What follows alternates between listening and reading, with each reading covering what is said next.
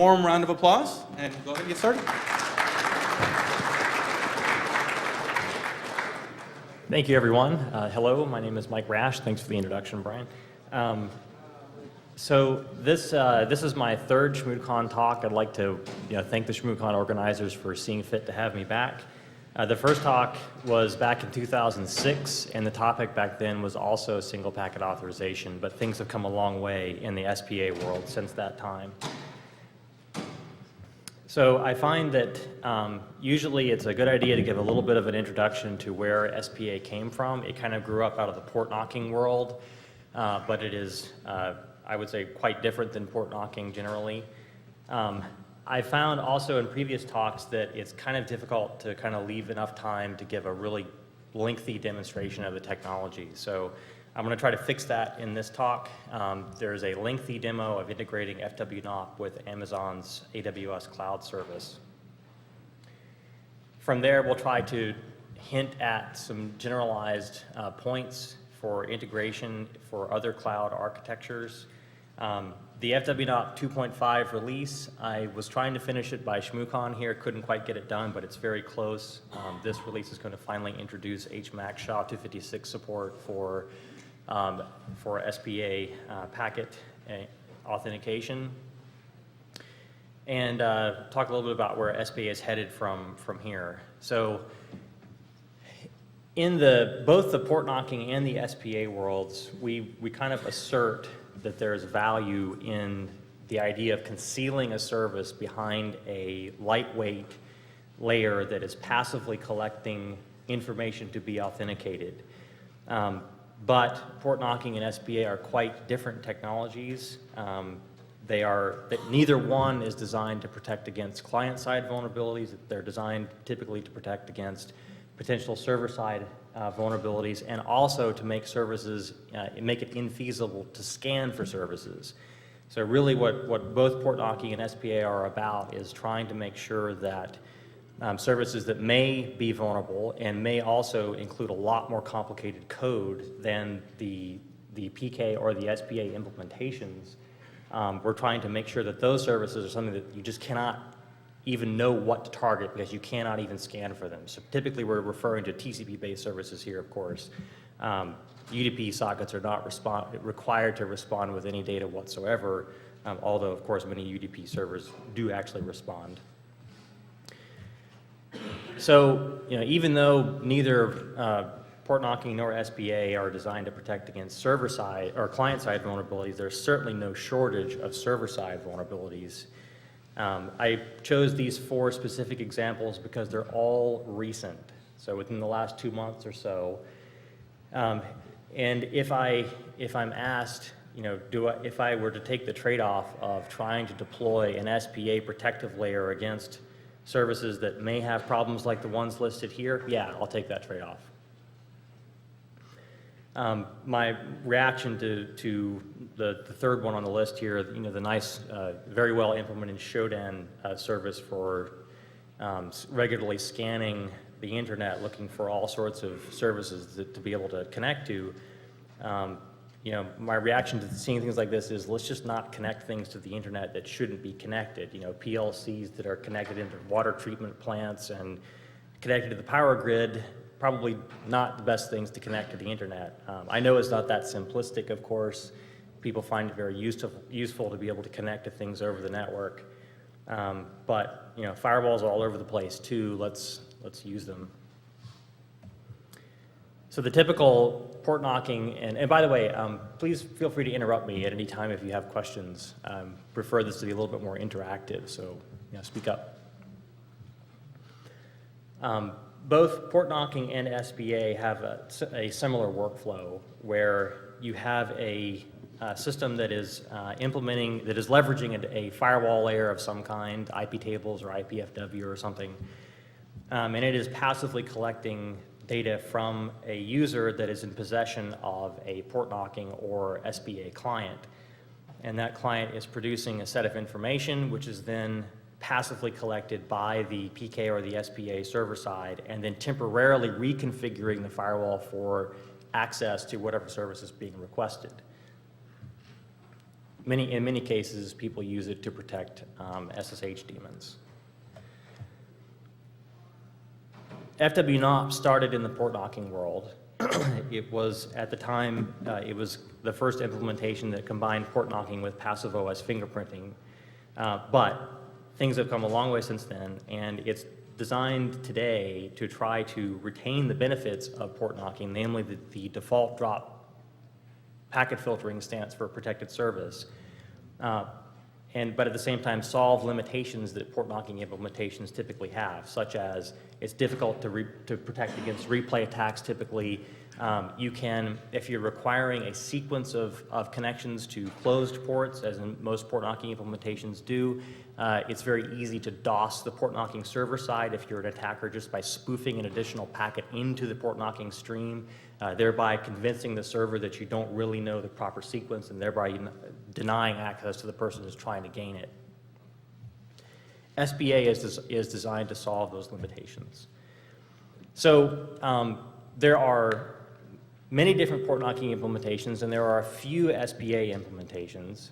And the particular design goals that if you're looking at an SPA implementation, the particular design goals that guide the development of that project are probably going to influence whether or not you are willing to run that particular piece of software. So it's probably a good idea for me to talk a little bit about the design of the fwknop project.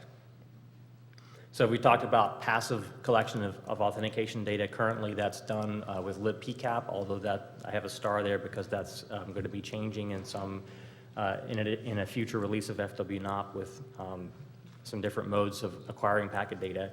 It supports both symmetric and asymmetric ciphers, so Rindal for the symmetric key encryption, and it supports GPG for asymmetric encryption. Encrypted, of course, and non-replayable packets. And when I say encrypted, because fwknop uses UDP, by default it sends a UDP packet over port 62201. Of course, the server side is never acknowledging anything whatsoever.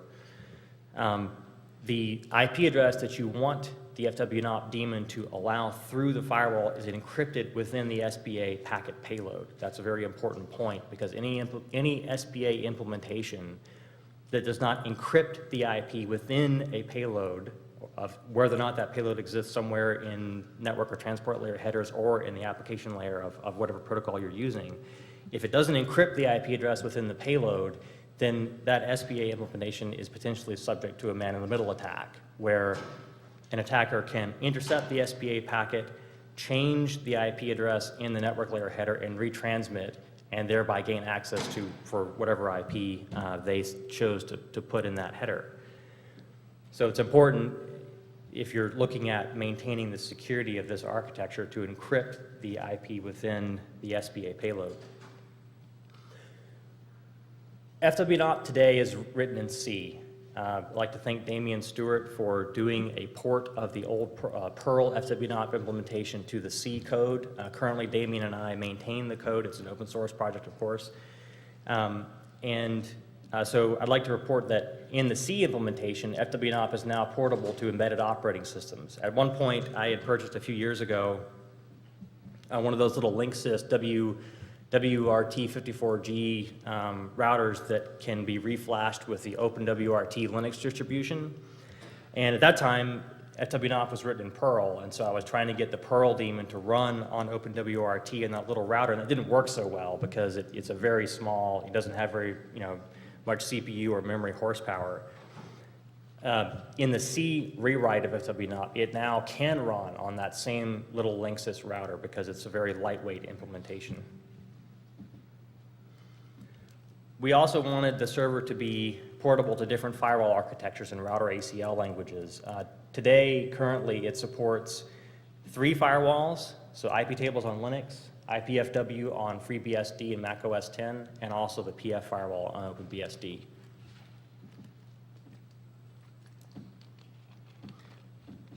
At the same time, we wanted the client to be portable to pretty much everything from the Cygwin to the iPhone.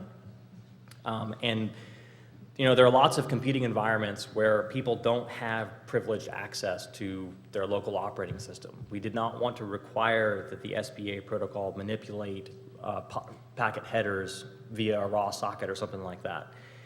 We wanted to just allow unprivileged users to be able to create SPA packets without requiring any specialized access. And finally, we wanted to minimize library dependencies. That's the hint that I made earlier about not necessarily linking against libpcap, and we'll talk a little bit more about that later. Okay, so just a couple more slides on this. There are some corollaries to the fwknop design. In this case, this slide is to show that from an attacker's perspective, not everything is always, things aren't always as they seem. In this case, what we have here is a client, an SPA client. This user of fwknop, let's say, is trying to gain access to a service that's protected on network B, and they're coming from network A. But remember that the fwknop encrypts the IP address that is to be allowed within the SPA payload, which means that the actual source IP of the SPA packet itself is totally meaningless. So it can be spoofed. In addition, the sniffer, the SPA sniffer, does not have to acquire packet data. It doesn't even have to have an IP address assigned to the interface where it's sniffing, which means that the destination IP also of the SPA packet is totally meaningless. So a user, the only requirement is that the sniffer is on the routing path of an SPA packet as it traverses the network, which means that just for sake of argument here, assuming the routing would actually work, you could make it look like an IP owned by Google is communicating with an IP owned by Yahoo, and you're sending this SPA data across the wire, and that results in this totally unrelated packet sniffer over here reconfiguring itself to allow you to access SSH from this particular network. Depending upon where an attacker might be placed within the network, what would they see? They would see a blob of base64 encoded data going from an IP owned by Google to an IP owned by Yahoo, and they might say, oh, there must be an SPA sniffer running on Yahoo's network over here. Let me go attack them. So if you want a tutorial on single packet authorization, this one's fairly comprehensive. It's up on the cipher9.org website. It's currently written against fwknop 2.0.3, and it will be updated once the new HMAC SHA-256 support is added. Okay, any questions up to now?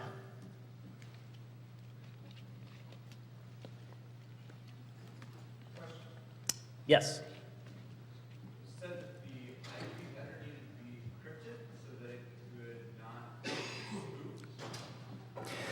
So the question was, does the IP header need to be encrypted so it can't be spoofed? So the IP that is to be allowed through the firewall is encrypted within a UDP packet payload.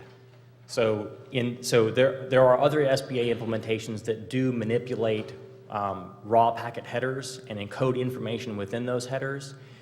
The fwknop implementation does not do that. So when I say spoof the IP, I just mean that the fwknop client, if you have administrator level access to your local operating system, you can have it create an SPA payload as a part of a UDP packet, but it can also at the same time spoof the source address. On the server side, the fwknop daemon doesn't care about the source IP of the network layer header. So it doesn't use that in the authentication process at all, or decryption process. So it's just sniffing that blob of binary or base64 encoded data, and if it properly decrypts, it will take the IP that's to be allowed from that decrypted payload. How does the network sniffer identify which packets need to be inspected? So the question was, how does the sniffer identify which packets need to be inspected? So by default, it uses a Berkeley PCAP filtering statement to only look at packets that have a UDP packets to a destination port 62201, but you can customize that however you want. There is the fwknop client supports, if you want to send SPA packets over ICMP, you can have the sniffer sniff ICMP packets. If you wanted to restrict the daemon to only sniff from particular network settings. You could also express that as a Berkeley packet filter statement. It all comes down to what your Berkeley packet filter statement looks like. Any other questions? Okay, so SPA in the Amazon cloud. Before moving to the demo, I need to set the stage just a little bit. So this is a snippet of the Amazon user agreement, and they explicitly say in their user agreement that you are responsible to protect your data, and that may involve the usage of encryption technology to do that. So I kind of said, okay, well, it seems like maybe fwknop kind of functions in that way, and it's a little bit a different take perhaps on protection. But I decided to see if it would work, and it seemed to me, based upon my read of this, that it was compatible with their user agreement. Not all user agreements that people enter into with cloud providers might look different. But out of an abundance of caution, I did ask the Amazon security team what they thought, and I don't want to imply that they are endorsing that technology, but at least they said that it doesn't appear that SPA is incompatible with this user agreement. So it seems that there's coverage there. Okay, so Amazon Virtual Private Networks, or actually Virtual Private Clouds, is what VPC stands for. We're going to simulate we're going to have a home or corporate network here. The Amazon VPC network is a private cloud that you instantiate through the Amazon Management Console, and you can create individual host virtual machines within that cloud from a selection of images that Amazon provides, or you can roll your own. And you can access machines in that virtual private cloud by using Amazon's Elastic IP service, which are externally internet routable IPs that you can run whatever service you like down into these virtual machines running within your cloud. So kind of need a use case perhaps. Early last year, there was a serious vulnerability announced in Microsoft's RDP service used to manage Windows systems. I checked a few weeks ago, and Metasploit today doesn't, at least as far as I know, doesn't yet have a remote execution module for this particular vulnerability, but they do have a DOS module, and it stands to reason that someone out there may be able to remotely exploit and get code execution for this vulnerability. Maybe not, who knows, it's unknown, I suppose, but at the very minimum, it is a serious vulnerability. So for a time, before this vulnerability was discovered and announced to Microsoft, cloud provider images were vulnerable to this, in which case, exposing them to the internet. I know that a lot of people will choose to hide RDP services behind a VPN service like OpenVPN. That's fine. This is an additional protective layer that could be deployed in conjunction with that too, so they're not mutually exclusive. But there's just one problem, which is that fwknop does not support a Windows firewall. So what I was trying to figure out was whether or not I could provide an SPA protective layer for an RDP service running on a different operating system not even supported by fwknop. So the answer to the question is yes, it does support this scenario, and what we have depicted here is, so the demonstration is going to create a VPC network within Amazon's cloud. I'm going to instantiate two systems within that cloud, an Ubuntu system where the fwknop daemon is going to run, and a Windows instance where RDP is listening. Through the usage of both SNAT and DNAT, which the fwknop daemon supports, I'm going to transform the Ubuntu host into essentially an internal gateway inside the VPC network for other services. So this has a couple of consequences. I will be able to access RDP. I will have an SPA authenticated connection to RDP through the Ubuntu host through a single Elastic IP. The Elastic I don't even need an Elastic IP assigned to the Windows machine, and even the Windows machine doesn't even need to have a default route out to the internet, because all it's going to see is what looks like an incoming connection from the Ubuntu host, whereas the actual source of that connection was out on the internet. So I have access to any internal system, any internal service through the Ubuntu host through a single Amazon Elastic IP. Simultaneously, I'm going to simulate a scanner system on this red network here that's going to be scanning the Elastic IP to see what it can actually see from a service's perspective. A note on configuration.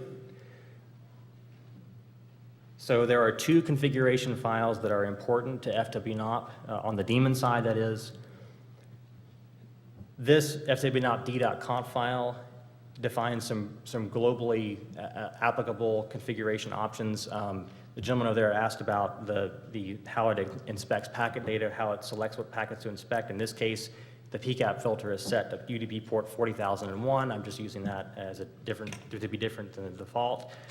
And then the access.conf file defines a set of stanzas where you define decryption keys. Remember, the fwknop daemon has to be able to decrypt the incoming data in order to verify certain properties about it. And in this case, we're going to be using the force NAT mode, so we're going to also access the SSH daemon running on the Ubuntu host, and everything is going to go at the same time through port 80. So I'll explain a little bit more about that in a moment. Okay, this is a video demo. As you can tell, there's a lot of moving parts, kind of complex, but in defense of this, instead of doing it live, fwknop is open source, free software. The configuration I just shown is exactly what I've used to make this work. Anyone in this audience can reproduce precisely what I'm doing here. So if you have any trouble with that, just email me and I'll walk you through it if it doesn't appear to work. Any questions before I continue? Okay, so I'm going to narrate here.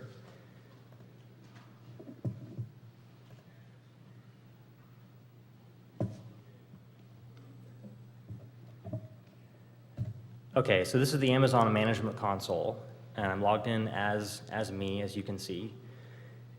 There's one VPC network defined. There is one Elastic IP defined, which is that externally routable address. There's one security group defined, which defines an Amazon-specific ACL policy for incoming data. And there are two EC2 instances deployed in my VPC network.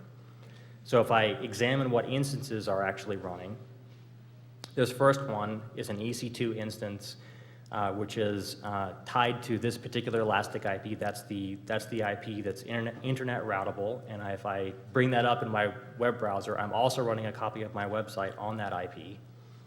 This isn't live right now, so you can't go connect to it right now, but anyway. It is an Ubuntu 12 Tato 4 system. That's one of the Amazon standard AMIs, and it also has non-routable IP 10.0.0.12 within the VPC network.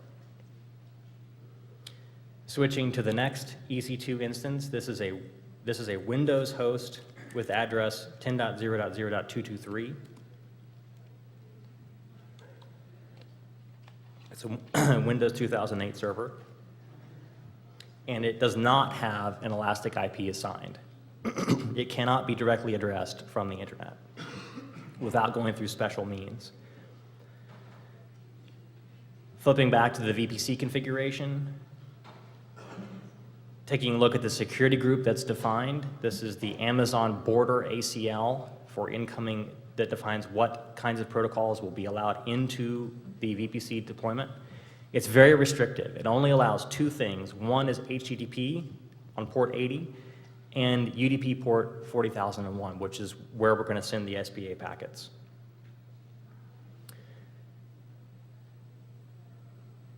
And for emphasis, there's one Elastic IP, again, defined.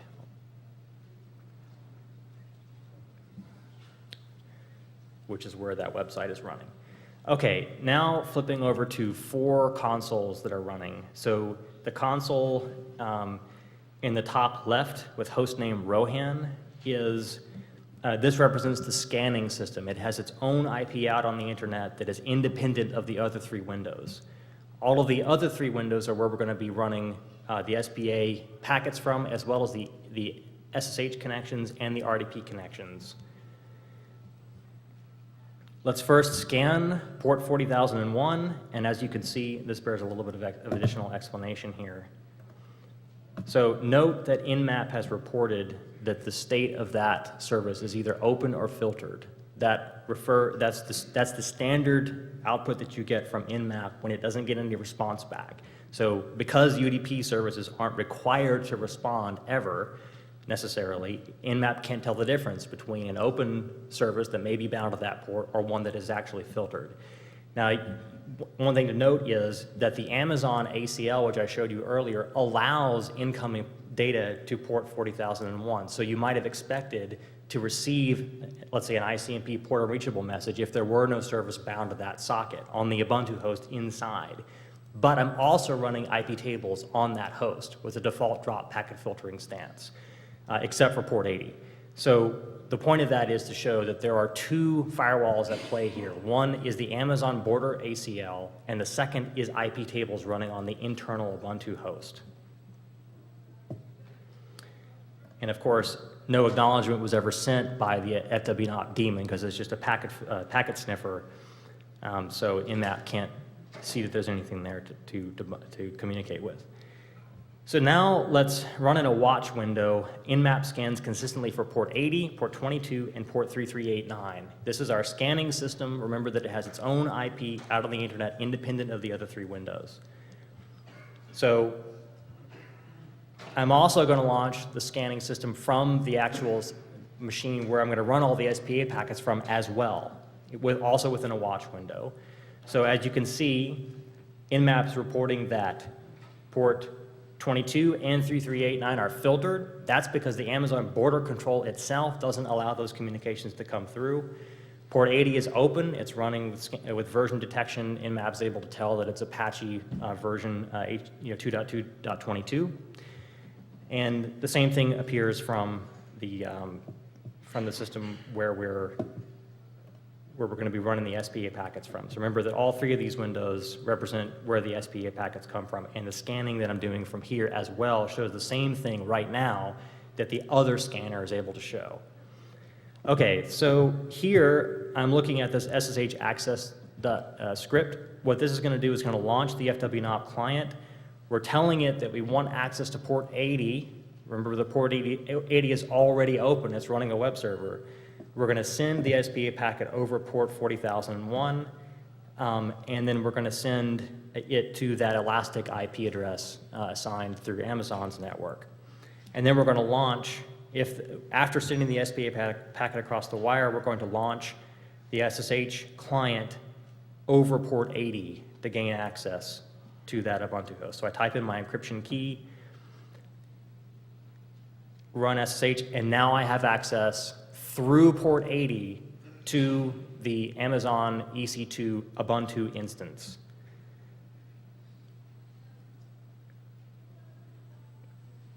So here what I'm showing is, at the same time, remember that we're still scanning from that same client-side system, and it's reporting that port 80 now is actually running an SSH daemon, whereas everyone else, represented by the external scanner here, can only ever see HTTP. This is the fwknop daemon in firewall list mode that shows all the rules that it adds to the fwknop chains. There's a question. Yes? Maybe I just missed the config. I'm just trying to remember in the beginning, where did you have the translation from 80 down to SSH? I remember before the 40,001 and all that. Yeah, so the question is, where is the translation configuration? And the answer here, let me flip over to...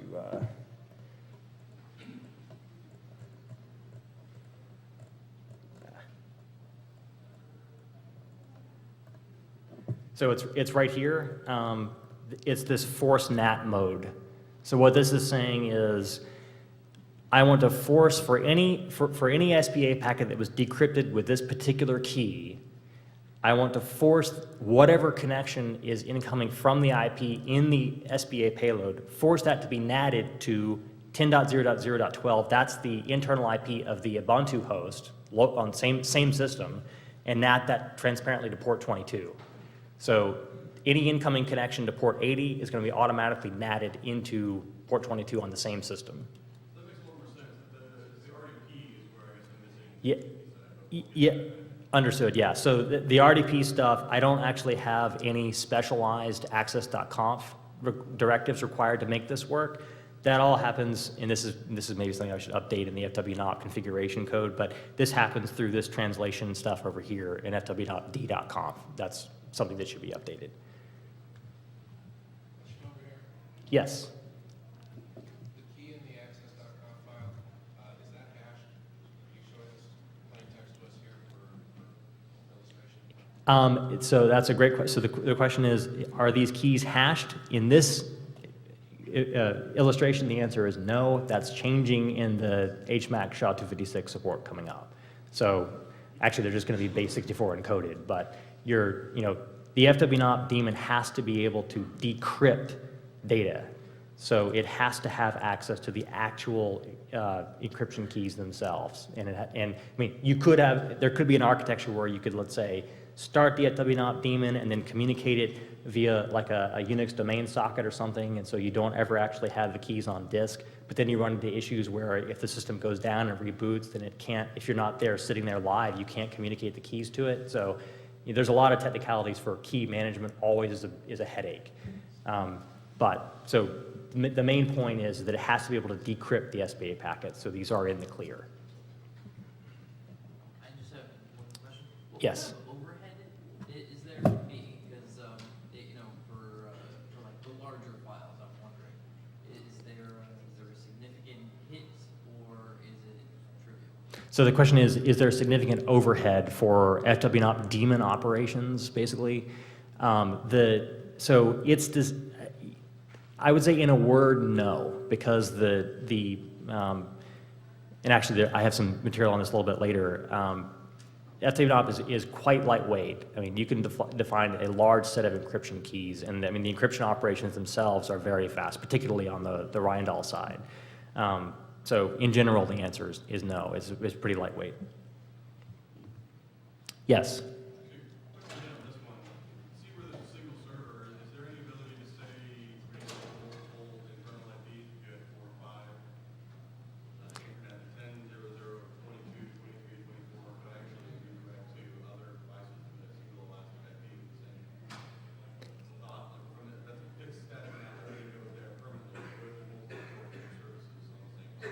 Yeah, so you could define a separate SPA stanza for each one of those. So it would support, even in the current way that it's written, you would be able to define enough stanzas to access pretty much arbitrary internal systems. Okay, so I'll continue with the demo here. So we've shown that we still have access. Oh, and by the way, note that the accept rules for the incoming connection for SSH have been deleted, but my connection is still open into the Amazon Ubuntu instance. That's because I'm using the connection tracking mechanism in IP tables to keep that connection open. Now, let's switch over to the RDP example. In this case, I'm going to launch the fwknop client again over port 40,001, and I'm going to say that again, I'm going to do this through port 80. I'm going to say now that I want to NAT. This is where you can say on the command line what other system you want access to. So this is client defined.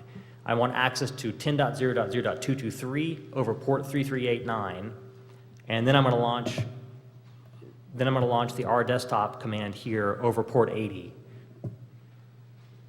So letting that continue, I type in my SPA encryption key and launch rdesktop. And now I have access to the Windows instance through the Ubuntu instance. And I can log in as administrator. And note that here are my two scanners. Again, the normal scanner out on the internet always ever sees Apache. And the other scanner where I launched the SPA packet from currently says that port 80 is filtered. I don't know if that's because Windows 2008 has trouble accepting multiple incoming connections from the same IP. I'm not sure quite what's going on there. And then now that the accept rules have been deleted, the service switches back, even from the SPA packet system's perspective, back to an Apache web server. But again, the R desktop RDP connection is still open because it's using the IP tables connection tracking code to keep that connection open. So I have both the SSH connection and the RDP connection open still, even though there are no new connections being allowed. Okay, so let's now switch over to seeing a replay attack. In this case, I'm going to run fwknop in verbose mode and collect its output via script. This little Perl invocation thing is just so you can't see what IP address I'm coming from on the outside. And I'm going to now, when I collect that output, I'll be able to replay that against the fwknop daemon. So first, I'm going to send a new SPA packet in verbose mode, which means I'll have access to port 80 or to SSH in this case. But remember, I'm collecting in verbose mode the client's output, which means I can see the exact packet data that it puts within the UDP payload. So I have access to SSH once again. The scanning system from the SPA system's perspective switches back to an open SSH daemon on port 80, and there's my accept rule.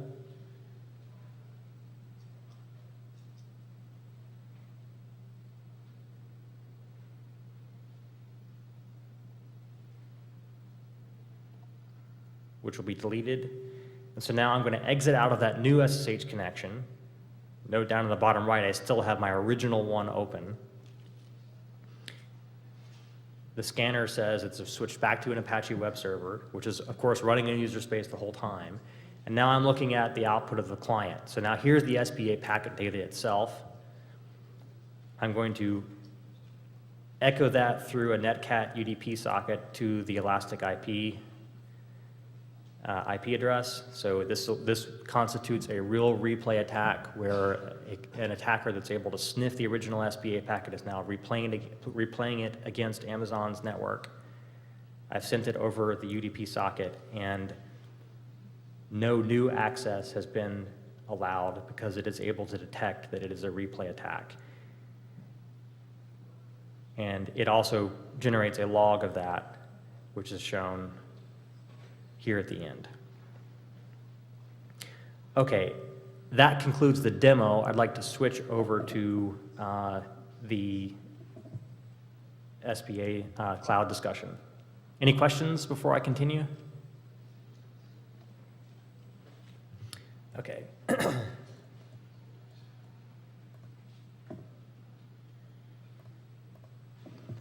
So, a few key points I think deserve to be mentioned. We did not have any special integration with the Amazon border control firewall. You know, everything that you saw was completely compatible with how Amazon builds their own filtering infrastructure, at least as far as SPA is concerned. That includes running SSH over port 80, RDP over port 80, and SPA packets over port UDP 40,001. So they're not implementing, at least as far as those protocols are concerned, any special filtering within their border. We had access to essentially any internal VPC instance through this Ubuntu host, which is effectively acting as its own gateway inside Amazon's virtual private cloud. And at the same time, I wrote a blog post a couple years ago talking about ghost services. So, you know, SSH daemons, RDP daemons, whatever other services you want are accessible because IPtables is able to manage the translation rules to access those services out from underneath user space. IPtables, of course, is running within the kernel. So even though Apache is up here in user space and accepting incoming connections for port 80, those incoming connections can be granularly modified by IPtables because it's running within the kernel at a layer, of course, where Apache has no opportunity to, to see how it's doing those manipulations. So can we go a little bit further and generalize this to other cloud computing environments? So some additional observations. Amazon's Amazon's implementation gives you as a user quite a lot of freedom. So you can instantiate full virtual instances, you can control what software is installed, you can install new software, you can manipulate firewall rules, you can run packet sniffers, whatever you want to do. And everything we've shown here is a defensive technology. It's not designed to somehow subvert what Amazon is doing with respect to billing or anything else. Simultaneously, there's no apparent filtering, specialized filtering within Amazon's border control. That doesn't have to be the case. You could imagine a cloud provider that actually would implement more restrictive filtering, like running a web application firewall or putting an IPS in place that doesn't allow certain kinds of packets to traverse their network. But Amazon doesn't appear to do that, at least with respect to things that we just saw. This translates to a good model for them.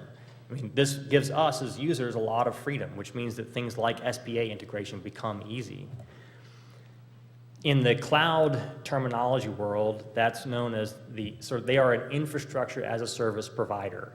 And it is my belief that to the extent that other infrastructure as a service providers, to the extent that they emulate how Amazon, the model that Amazon has, SPA would also be compatible with those other providers.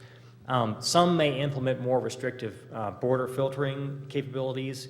That's fine, and we don't necessarily need to be able to, or they might implement things like they might have strict controls between what VMs that you instantiate can communicate with what other VMs in your own cloud, perhaps. I don't know of a provider that does that, but it seems they could do that if they wanted to. And so we don't necessarily need to be able to have that NAT gateway capability. But in general, I would say that there is some level of integration possibility with SPA and other cloud provider networks. There are about 129 cloud providers listed right now on this Wikipedia page. Specialized providers such as, let's say, Dropbox and things like that are not listed in this list. And I think, so what they're trying to convey here, this is a listing of more of the infrastructure level, infrastructure as a service provider sort of deployments. So there's a lot of opportunity for the integration of this with those kinds of providers. There are other cloud architectures too that are somewhat interesting. If you as an organization have significant resources and you've purchased, let's say, a cluster of computers that you then build your own private cloud out of or layer on top of, SPA is likely compatible in two ways, where you can use it as you normally would with any bare metal operating system, and then you could also use it within the virtualization layer where you have OSs that are instantiated within the cloud, and that is following along along the lines of Amazon. Additionally, there are hybrid architectures where you have a private cloud deployment that interfaces with a public cloud component. And even though we didn't demonstrate in this talk the ability to send SPA packets out of Amazon's network to then authenticate to externally addressable internet services, that certainly works, which means that you could have bidirectional SPA authentication working between your public and private cloud components.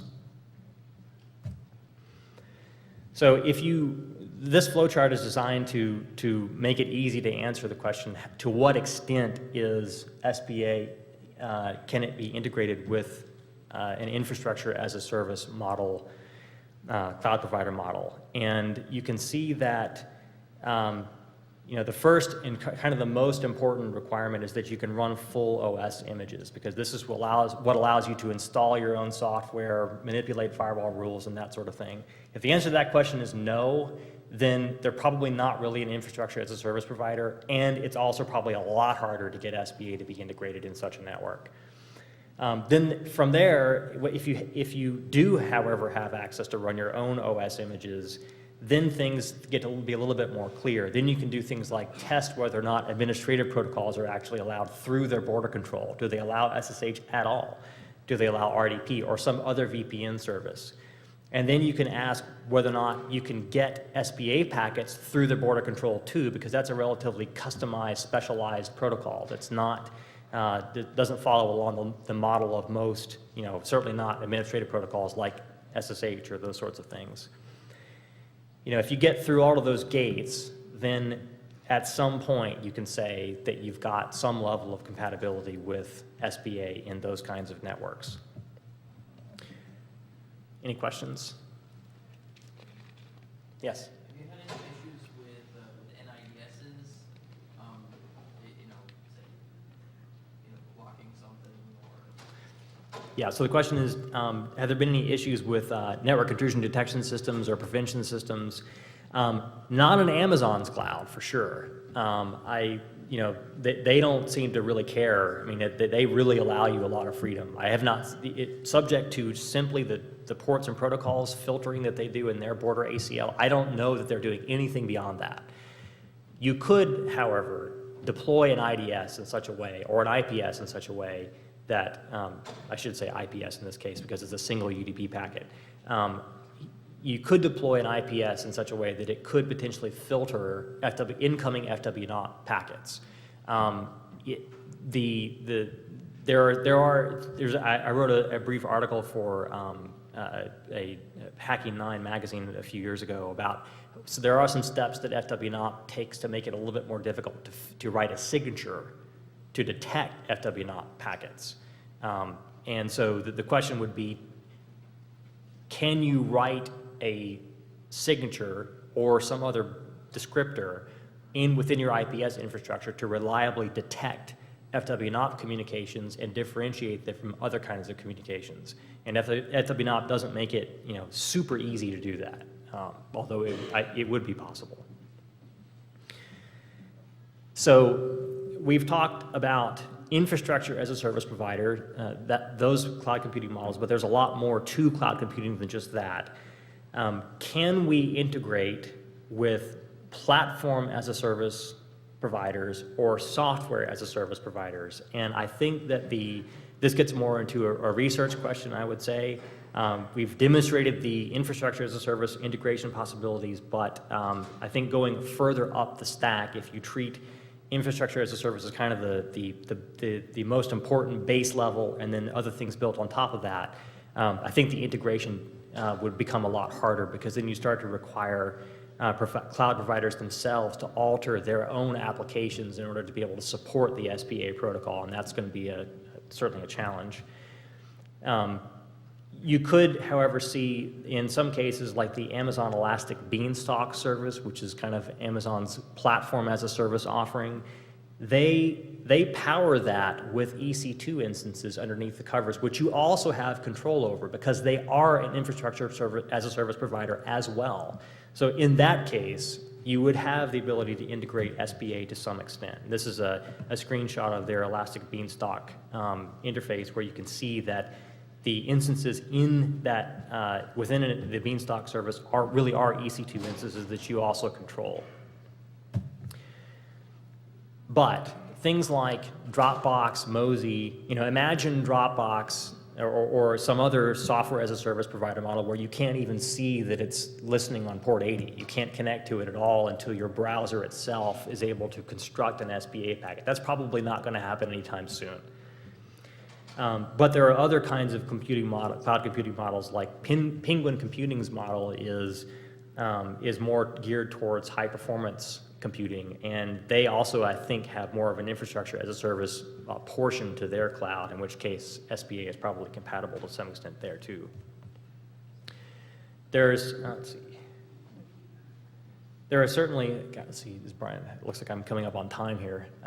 There are certainly some opportunities for further research for SPA and how far it can be taken in the cloud computing environment. I think that the point of this talk was to show that from an infrastructure as a service provider model, that SPA is highly able to be integrated within those cloud provider networks.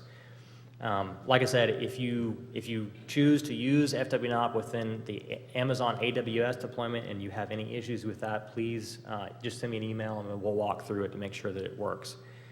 I think with that, I should close with questions. Any questions? The contact? Oh, yeah, sure. So there's a lot of these. I'd like to acknowledge real quickly, we didn't get to talk about this, but there were a couple of vulnerabilities announced in fwknop. I'd like to credit Fernando Arnabaldi and Eric Gomez for discovering and making that research possible. Those have been fixed since fwknop 2.0.3. The latest release is 2.0.4, and upcoming is the HMAC SHA-256 support in fwknop 2.5. If you like looking at software written in C and you like finding vulnerabilities, this is an avenue where you can get recognition by having a CVE number assigned to a vulnerability that you may find. There have been 2 against fwknop. I should say that they were only exploitable. One was a remotely exploitable problem in the daemon, but only if you also possessed a valid encryption key. So it's not as though it was remotely exploitable without you also knowing the encryption key to get access to the vulnerable code. And the other problem was a client-side vulnerability. But if you're interested in helping, please, it's an open source project. I would love to communicate with you if you're interested in finding additional vulnerabilities. And you had asked for contact information. Here's my email address, as well as my Twitter handle. And the slides are posted along with the demo video on my website at the links below. Any other questions? Yes? About SPA in general, is it one on ARM devices? I'm sorry, I couldn't quite. Is it running on ARM devices, such as the Raspberry Pi? ARM devices. Oh, ARM devices, yes. I don't know the answer to that. I haven't tried it there. So if you've got one of those and would like to give it a shot, I mean, it certainly supports multiple operating systems, and it supports things like OpenWRT and things like that. And also there's an Android client too, and an iPhone client. But I don't know the answer to if it runs on ARM yet. So try it out. Let me know. Any other questions? Yes. Do you have a list of this has been tried here on, say, Amazon? This works, and these don't. Like, say, a wiki page, something along those lines. I haven't put that together yet. He's asking for a wiki page on defining what actually works and what doesn't work within Amazon's cloud. It's a good idea. I haven't put that together yet. The closest thing are these slides, but. Structures like there are so many different cloud providers, and not everybody uses Amazon. Absolutely. So, Rackspace and other things like that. Yeah. So the idea is to put together a wiki that says, okay, for these cloud providers, which are compatible with SPA and how, perhaps with configurations listed and all that. That's a great idea. It doesn't exist yet, but something that we could work on. Any other questions? Yes. Any current or planned IPv6 capabilities? Absolutely. So the question is fwknop going to support IPv6? Absolutely. That's on the roadmap. That's, I think, in the 2.6 release, if I remember correctly. So we're going to get the HMAC SHA-256 support out first, and then I think IPv6 comes up right after that. Of course, supporting IPv6 would be done, so in the IP tables world, it'll be done with IP6 tables to manipulate IP6 tables policies, and the client needs to be, of course, updated to communicate over IPv6, but that is coming, absolutely. Any other questions? Thank you very much.